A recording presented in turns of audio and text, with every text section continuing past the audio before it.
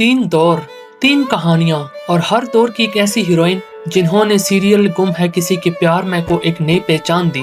एक तरफ साई जोशी, एक सिंपल सी लड़की जिसका सपना डॉक्टर बनना था, लेकिन किस्मत ने उसे एक ऐसी दुनिया में धकेल दिया जहां प्यार, जिद, दर्द और हिम्मत हर मोड़ पर उसका इम्तिहान लेते रहे। दूसरी तरफ सवी विराट, एक छोटी सी बच्ची से लेकर एक फाइटर, आईपीएस ऑफिसर तक का सफर। उसकी एंट्री ही इतनी धमाकेदार थी कि उसने पूरी स्टोरी का रुख बदल दिया। और फिर आती है तीसरी जनरेशन की तेजस्विनी, एक मॉडर्न लड़की अपने सपनों, अपने इमोशंस और एक कॉम्प्लिकेटेड लव ट्रायंगल में फंसी हुई। आज की इस वीडियो में हम सिर्फ और सिर्फ उन्हीं फीमेल लीड्स पर फोकस करेंगे, उनके ओपनिंग सीन्स, उनकी पर्सनैलिटी, उनकी जिंदगी के वो टर्निंग पॉइंट्स जहाँ से उनकी कहानी चालू होती है। चलो शुरू करते हैं। गुम है किसी के प्यार में की पहली जनरेशन की हीरोइन साई जोशी, एक छोटे से शहर की लड़की।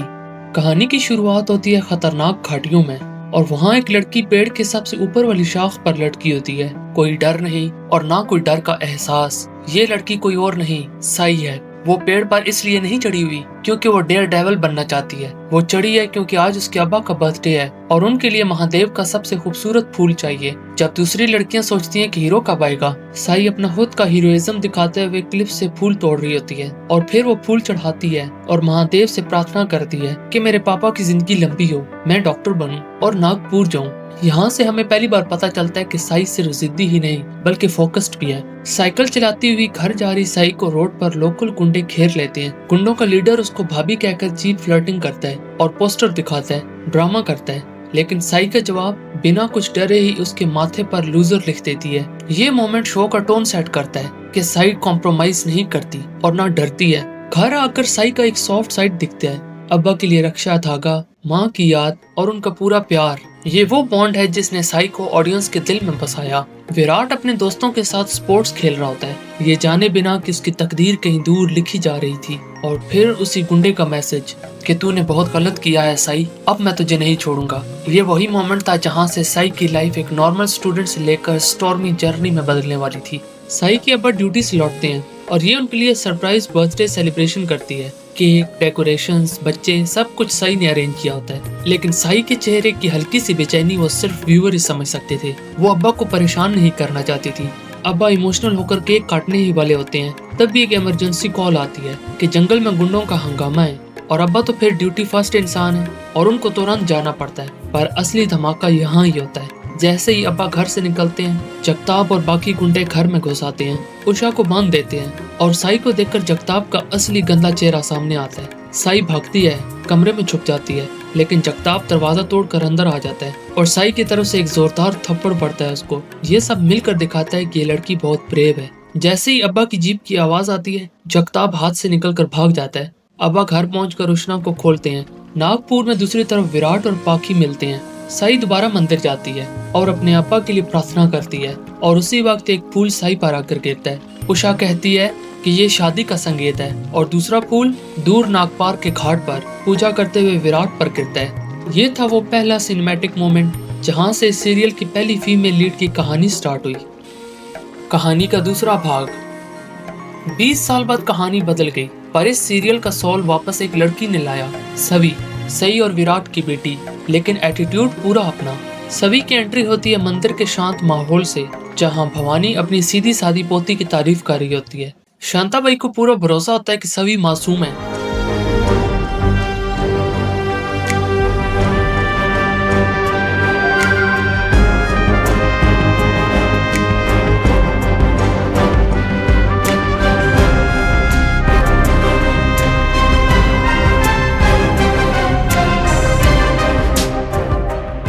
और अगले ही मोमेंट हम देखते हैं कि सभी कैंटीन में नोट्स बेच रही होती है। एक बोल्ड और एलिगेंट लड़की, यस दिस इज सवी, दिमाग तेज, जुबान सीधी और survival mode on. Second year की स्टूडेंट होके भी वो फोर्थ ईयर वालों को एग्जाम पास करवा रही है। रिच स्टूडेंट से वो 3000 रुपया लेती है और एक गरीब लड़की को सिर्फ कैंडी फ्लॉस के बदले नोट्स दे देती है। रीजन एक 20 लाख की गाड़ी में आती है और एक 20 रुपए की बस में, फर्क तो है।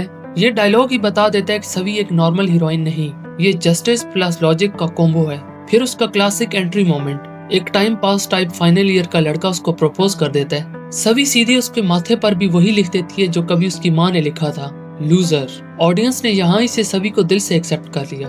और जब घर वाले सोचते हैं कि सभी सीधी है, लड़कों से दूर रहती है, वहाँ इस सभी अपने दोस्तों को बताती है कि अपना असली सपना IAS ऑफिसर बनना है, कॉलेज नहीं, UPSC, पुणे नहीं, भोसले इंस्टीट्यूट। ये सभी की एंट्री ओनली फनी नहीं थी, ये एक ब्लूप्रिंट था उसकी पर्सनैलिटी का, इंडिपेंडेंट, फायरी, स्ट्रीट स्मार्ट और लाइफ से कुछ बड़ा चाहने वाली। घर जाके उसकी रियल स्ट्रगल्स दिखती हैं। भवानी उसकी शादी फिक्स करने में लगी है, मैच मेकर उसको जज कर रही है और सभी जंगल में पौधे लगाकर अपनी फैमिली मेंबर्स को याद करती है। इमोशंस प्लस एम्बिशंस दोनों एक ही सीन में दिखते हैं। सभी घर लौटती है ड्रामा बॉस की तरह, जैसे ऑडियंस को सिग्नल दे रही हो कि मैं आ गई हूँ और अब शो का पूरा डायरेक्शन बदलने वाला है। गुम है किसी के प्यार में की तीसरी लीड। महाकुंभ मेला, करोड़ों की भीड़, शोर, भक्ति और इसी भीड़ में कदम रखते हैं तेजस्विनी के पेरेंट्स। तेजू की माँ मोहित को याद दिला रही होती है कि मुहूर्त निकल रहा है और हमें गंगा स्नान करना है। मोहित हाँ तो करता है, लेकिन उसका ध्यान एक संधू की बातों पर टिक जाता है। संधू प्रेम की शक्ति, दो आत्माओं का मिलन और प्यार के अधूरे रह जाने का मतलब समझा रहा होता है। मोहित बेचैन होकर ये पूछ बैठता है कि अगर किसी की आत्मा को प्यार ही ना मिले तो। संधू उनका चेहरा पढ़ के मुस्कुराता है और कहता है कि ये सवाल आप अपने लिए पूछ रहे हैं या अपनी बेटी के लिए। इसी वक्त दूसरी जगह तेजस्विनी यानी तेजू भीड़ को जीतते हुए एक पॉप सेंसेशन ऋतुराज का ऑटोग्राफ लेने के लिए दौड़ रही होती है। ये है तेजस्विनी, एक कॉन्फिडेंट और हंसमुख लड़की। अपने दोस्तों को प्राउडली कहती है कि मैं उनकी बिगेस्ट फैन हूँ। कल के कॉलेज कंसर्ट पर मैं उनको सरप्राइज करूंगी, ये ऑटोग्राफ मैं टैटू बनवाऊंगी। लेकिन किस्मत को कुछ और ही मंजूर था। क्राउड में धक्का मुक्की के बीच नील से टकराकर पानी तेजू के हाथ पर गिर जाता है और ऋतुराज का ऑटोग्राफ पूरी तरह से मिट जाता है। तेजू गुस्से से फूट पड़ती है। नील हाथ जोड़कर सॉरी कहता रहता है, पर तेजू तूफान की तरह वहाँ से निकल जाती है। वापस संधू के पास मोहित को चेतावनी मिलती है कि आपकी बेटी का भविष्य आपकी किस्मत पर होगा। घर पहुंचकर मोहित बेटी को एक पंचमुखी रुद्राक्ष देते हैं। तेजू हंसते हुए कहती है, पापा ये आप पर ज्यादा सूट करेगा, हेल्थ के लिए अच्छा है। फिर वो कॉलेज के लिए निकल पड़ती है। फिर ऋतुराज नील को अपने साथ अमरावती कॉलेज के कॉन्सर्ट पर ले जाते हैं। कॉलेज पहुंचते ही ऋतुराज की फैन फॉलोइंग कार को घेर लेती है। कॉन्सर्ट शुरू होता है और ऋतुराज एक वॉलंटियर मांगता है। तेजू की फ्रेंड्स उसको स्टेज की तरफ धक्का दे देती हैं। स्टेज पर खड़े होकर ऋतुराज पूछता है कि ऑटोग्राफ सेफ है। तेजू शर्माते हुए सच बता देती है कि वो गलती से अरेज हो गया। फिर वो दोनों एक खूबसूरत परफॉर्मेंस देते हैं। नील स्टेज के साइड से गुजरता है और एक वायर पैर पर पड़ जाती है। स्पीकर से एक तेज इरिटेटिंग बीप निकलती है और ऋतुराज इरिटेट होकर स्टेज छोड़ देता है। तेजू रीजन सर्च करते हुए पीछे आती है और बीच में फिर से नील मिल जाता है। इस पर सिर्फ एक चीज होती है, तेजू का गुस्सा। और यहाँ से शुरू होती है तेजू की तकरार भरी कहानी।